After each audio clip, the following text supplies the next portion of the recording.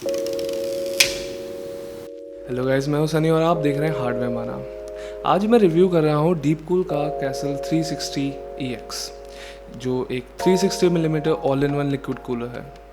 Well, इसका price भी अच्छा है और ये दिखने में भी अच्छा लगता है। बस ये चीज़ चेक करनी रहेगी कि इसकी परफॉर्मेंस कैसी है। तो बिना किसी देर के लेट्स बिगिन।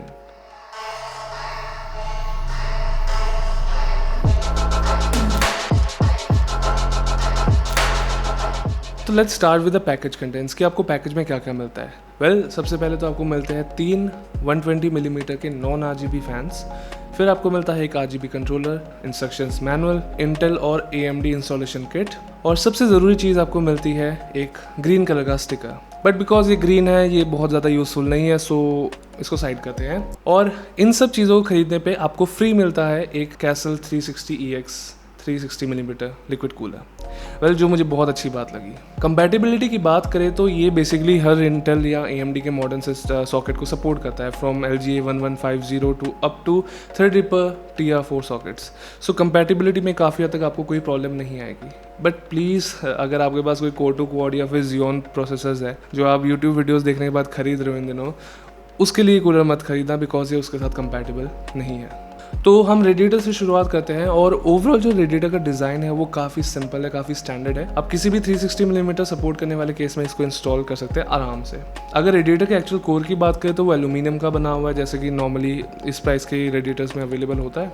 और जो एक्चुअल फिन डेंसिटी है वो अप्रॉक्सीमेटली है 20 फिन्स पर 1 इंच। जिनको नहीं पता, मैं बता दूं कि जितने ज़्यादा फिन्स होते हैं, जितनी ज़्यादा फिन डेंसिटी होती है, उतनी ज़्यादा कूलिंग कैपेसिटी बढ़ जाती है, लेकिन उतने ही ज़्यादा आपको पावरफुल फैंस भी लगाने पड़ते हैं। तो यहाँ पे ये एवरेज है, it is in line with other all in one coolers. जब मैंने इसको रेडिएटर को बाहर निकाला तो इसमें सिर्फ पूरे रेडिएटर में 1 या 2 फिन्स ही थोड़ी सी बेंट थी, which is completely all right. और ओवरऑल जो बिल्ड क्वालिटी है रेडिएटर की, आई वुड से कि it's nothing spectacular, but it's completely fine, बिल्कुल ठीक है अपने प्राइस को देखते हुए। रेडिएटर पे ही इस कूलर का एक स्पेशल फीचर भी अवेलेबल है, that is the anti leak technology, जो इस कूलर में बिल्ट इन है। ये जो आप वॉल्व देख रहे हैं यहाँ पे, ये बेसिकली किसी कुकर की सीटी की तरह, अनफॉर्चुनेट टाइमिंग, मेरा कुकर भी बज रहा है, सॉरी। ये किसी कुकर की सीटी की तरह आपके जो रेडिएटर के अंदर प्रेशर बनता है उसको रेगुलेट करती है। यहाँ एक छोटा सा एक रबर बैग है जो बेसिकली कंप्रेस होता है, डीकम्प्रेस होता है, ताकि जो हवा है, वो प्रेशर है, वो रेगुलेट हो सके। वेल, ये एंटी लीक कैसे है? देखो, जब आप बर्स्ट लोड डालते हो, यानी आप अचानक तेज़ ज़्यादा लोड डालते हो, गर्म हो जाता है अचानक से प्रोसेसर, और अचानक से आप उसको ठंडा भी करते हो, या छोटे छोटे बर्स्ट में, तो उसकी वजह से जो लॉन्ग टर्म में काफ़ी ज़्यादा तेज़ प्रेशर चेंजेस होते हैं। फिटिंग्स है, या फिर आप लगा लीजिए ट्यूब्स है, वो थोड़ी कमज़ोर होनी शुरू हो जाती है, एंड बाद में जाके लीकेज के चांसेस बढ़ जाते हैं। तो अनफॉर्चुनेटली मेरे लिए इस चीज़ को टेस्ट करना, इस फीचर को टेस्ट करना इन नॉर्मल कंडीशंस में इम्पॉसिबल है।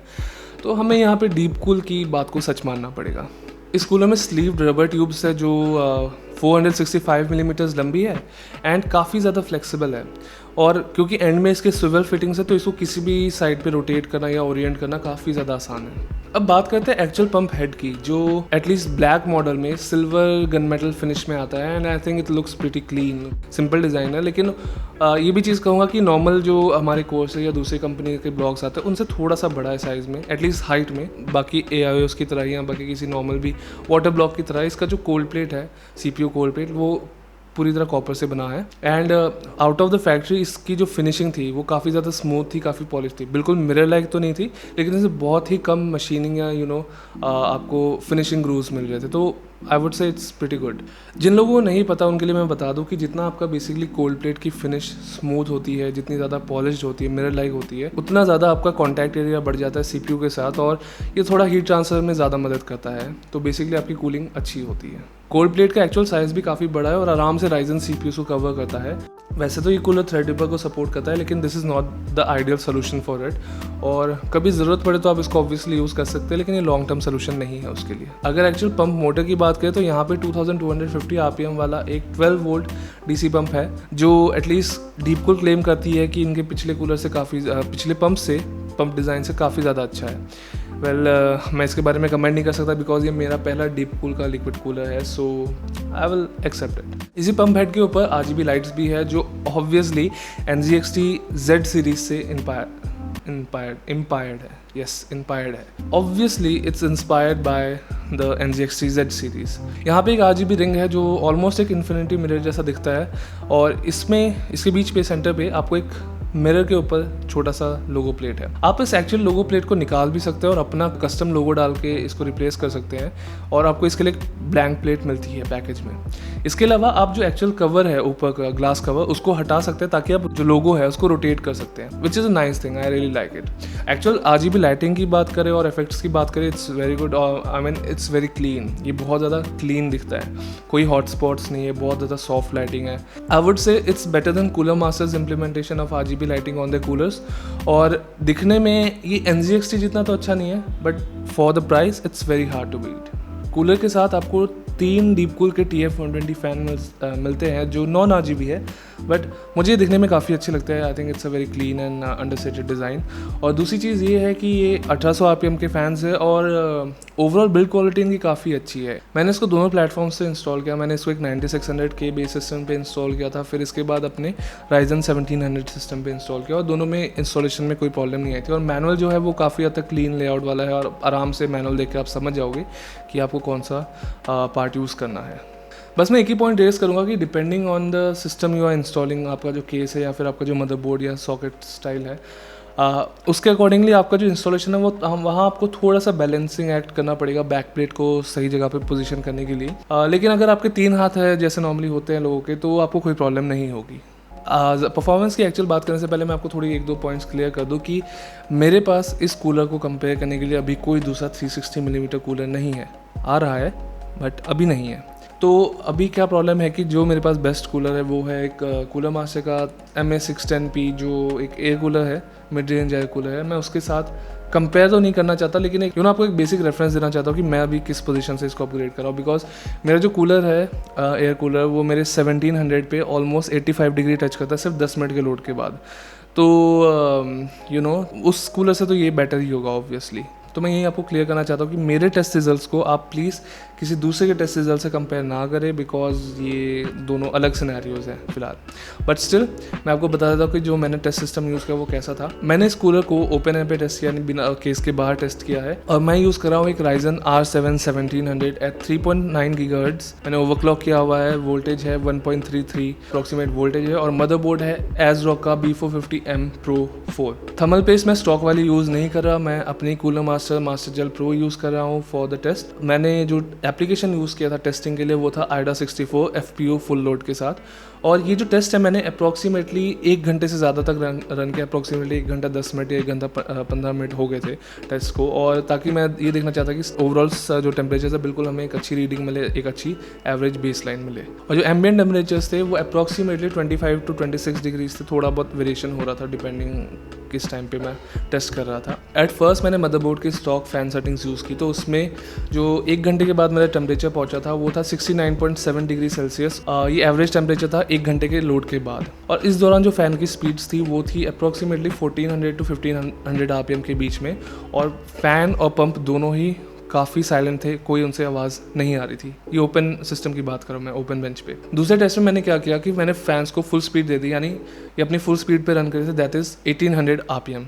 तो इस दौरान जो है टेम्परेचर्स मेरे एवरेज 1 घंटे के लोड के बाद 1 डिग्री कम हुआ सिर्फ, और जो नॉइज़ थी वो बहुत ज़्यादा बढ़ गई। तो इन फैंस का और इस रेडिएटर का कॉम्बिनेशन है, वहाँ पे जो स्वीट स्पॉट है नॉइज़ टू परफॉर्मेंस का, वो अप्रॉक्सीमेटली है 14 to 1600 RPM के बीच, जहाँ पे आपको परफॉर्मेंस भी एडिकेट मिल जाती है फॉर सच प्रोसेसर्स, और जो नॉइज़ लेवल्स है वो भी बहुत ज़्यादा कम है, बहुत ज़्यादा। I mean they were literally silent fans at that point. So in performance results को देखते हुए ये कहना आसान है कि आप चाहे 3700X यूज़ करें हो, 3800X यूज़ करें हो, आप उनका ओवरक्लॉक आराम से हैंडल कर सकते हो। अगर मैं 3900X की बात करूँ, वो भी काफ़ी हद तक आप हैंडल कर पाओगे। 3950X I don't know, may be 80-85 के ऊपर आराम से चला जाए, depending on how aggressively you overclock it. I would say for normal stock use, this is more than enough even for a 3950X. ये कूलर आपको मार्केट में 10,000 रुपये का आराम से मिल जाता है। इसका जो वाइट वर्जन है, ये वाइट में भी अवेलेबल है वैसे, वो 11,500 में अवेलेबल है। इस प्राइस रेंज में इसका कंपटीशन इतना आसान नहीं है, बिकॉज बाकी कई सारी कंपनीज़ का आजकल प्रोडक्ट्स आ गए, खासकर 360 मिलीमीटर मार्केट में। बट एक चीज़ जो मुझे थोड़ी सी अजीब लगी या ऑड लगी कि इसकी जो वारंटी है वो सिर्फ 3 साल है। अगर मैं कूलर मास्टर के कूलर्स को छोड़ दूँ तो कोर्सेर या NZXT के जो कूलर्स हैं उनमें आपको 5 या 6 साल की। यार ये तो भी प्रॉब्लम हो गई, सॉरी, वीडियो ख़त्म करनी पड़ेगी, मेरी पेन की इंक ख़त्म हो गई है स्क्रिप्ट लिखने के लिए।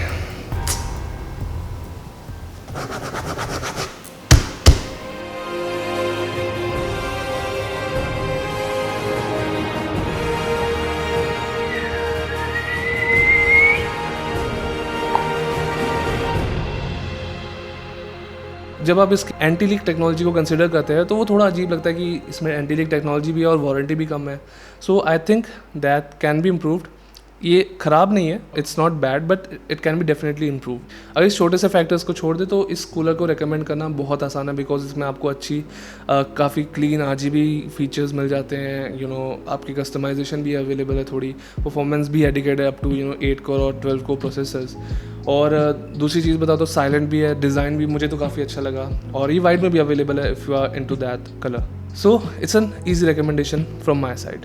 सो गाइज, आई होप ये वीडियो आपको अच्छी लगी एंड अगर आपको लगता है कि ये कूलर आपके लिए परफेक्ट है देन इसको बाय करने का लिंक हमने हमारे डिस्क्रिप्शन में मेंशन किया हुआ है। और अगर आपको इस कूलर के बारे में कोई क्वेश्चन है या फिर आपका कोई फीडबैक है इस पर्टिकुलर वीडियो के बारे में तो हमें कमेंट्स में हमेशा की तरह ज़रूर बताएं। एंड हम जल्दी 1500 सब्सक्राइबर्स पहुंचने वाले हैं, तो maybe I will announce something for that. Like share subscribe अपने स्वाद अनुसार करें। मैं मिलूँगा आपको अगली बार। Till then bye.